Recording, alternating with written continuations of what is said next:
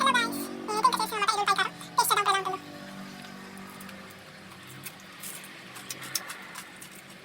బాగా వచ్చింది. మీరు కూడా ట్రై చేయండి ఇలా. సింపుల్ ప్రాసెస్ 5 మినిట్స్ అయిపోతుంది. చాలా బాగుంది. వేడివేడిగా ఆనియన్స్ వేసుకొని తింటే చాలా బాగుంటుంది. ఆ రెసిపీ ఎలానో చూసేద్దాం రండి. ఒక మిక్సీ జార్ తీసుకుని దాంట్లోకి 20 నుంచి 25 వరకు ఎల్లుల్లిపాయ రెబ్బలను వేసుకుని చిటికెడు కారం, చిటికెడు ఉప్పు వేసుకుని బాగా మెత్తగా పేస్ట్ చేసుకుని పక్కన పెట్టుకోవాలి. స్టవ్ ఆన్ చేసి ప్యాన్ పెట్టుకుని కొంచెం ఆయిల్ వేసుకుని బాగా వేడయ్యాక మనం ఏదైతే పేస్ట్ రెడీ చేసుకున్నామో ఆ పేస్ట్ని తీసుకొచ్చి ఈ ఆయిల్లో వేసి బాగా మిక్స్ చేసుకోవాలి. తర్వాత కొంచెం కరివేపాకు, కొంచెం జీలకర్ర, కుదిరితే ఆవాలు కూడా వేసుకుని బాగా మిక్స్ చేసుకోవాలి.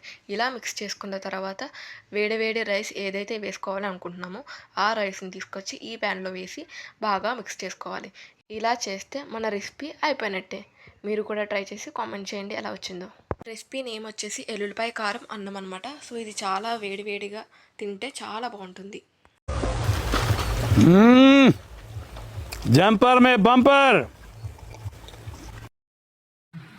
చాలా బాగా వచ్చింది గైస్. మీరు కూడా ట్రై చేయండి. పక్కా ట్రై చేసి కామెంట్స్ చేయండి ఎలా ఉంది, ఎలా వచ్చిందని చెప్పి. లిటరల్లీ చాలా బాగా వచ్చింది. నాకైతే బాగా వచ్చింది. మీరు కూడా